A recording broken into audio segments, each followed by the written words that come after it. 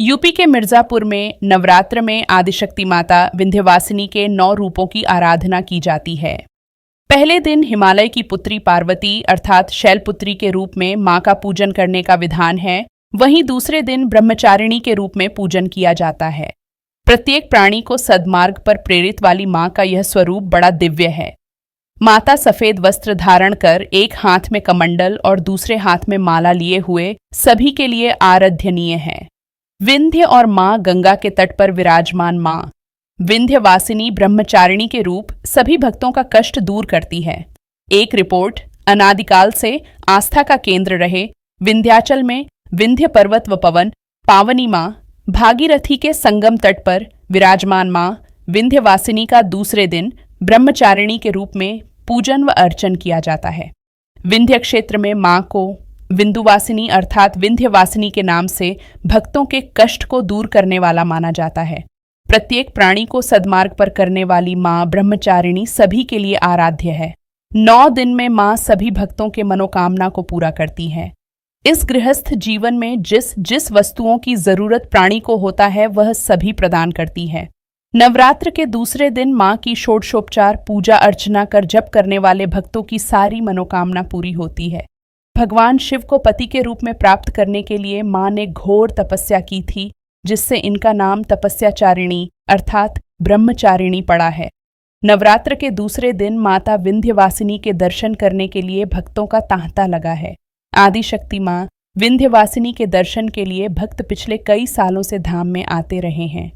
दूर दराज से आने वाले बहुत से भक्त 9 दिनों तक विंध्याचल क्षेत्र में ही निवास कर मां की आराधना पूरे तन मन से करते हैं, जिससे प्रसन्न होकर मां उनकी सभी मुरादें पूरी करती हैं।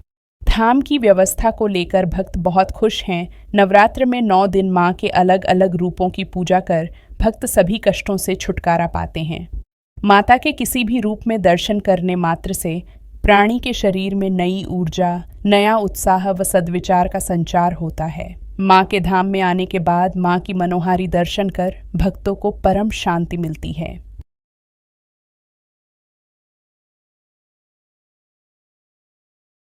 बहुत काफी भीड़ है, लाखों लाख की भीड़ है। अब यहाँ अभी बहुत 2 घंटा लाइन में लगने के बाद अभी पूजा करके नीचे उतरे हैं। अब इसके बाद चित्रकूट हम लोग जाएंगे। कैसा लग रहा है यहाँ पर आके? बहुत अच्छा लगा। प्रशासन का भी बहुत सुविधा है, देख रेख कर रही है। से आ रहे हैं माँ के दरबार? लगातार 3-4 सालों से आ रहा है। मैं पंडित अखिलेश चंद्र मिश्रा, राजन गुरु, विंध्याचल धाम।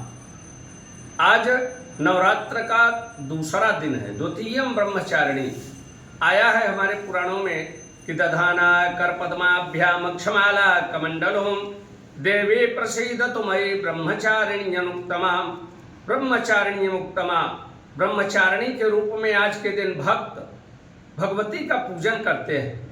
जहाँ ईशान कोण में कलश की स्थापना किए हैं, आज वहाँ षोडशोपचार माता का भक्त पूजन करें और श्वेत वस्त्र भगवती को धारण कराएं, क्योंकि इनका बड़ा ही सुंदर स्वरूप है। श्वेत वस्त्र धारण की हुई हैं, 2 भुजाएं हैं, एक में अक्षमाला और दूसरे में कमंडलू ली हुई है। इन्होंने भगवान शिव को अपने पति के रूप में प्राप्त करने के लिए घोर तपस्या की थी। इनके तपस्या करने से पूरे ब्रह्मांड में हाहाकार मच गया था, जिसके कारण इन्हें तपस्चारिणी ब्रह्मचारिणी के नाम से जाना जाता है।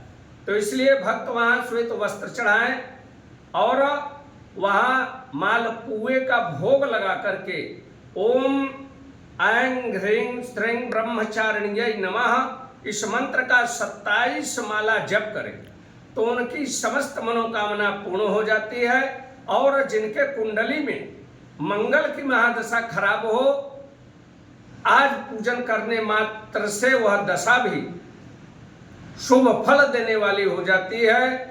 और आज के दिन साधक के स्वाधिष्ठान चक्र का जागरण होता है। जय मां विंध्यवासिनी।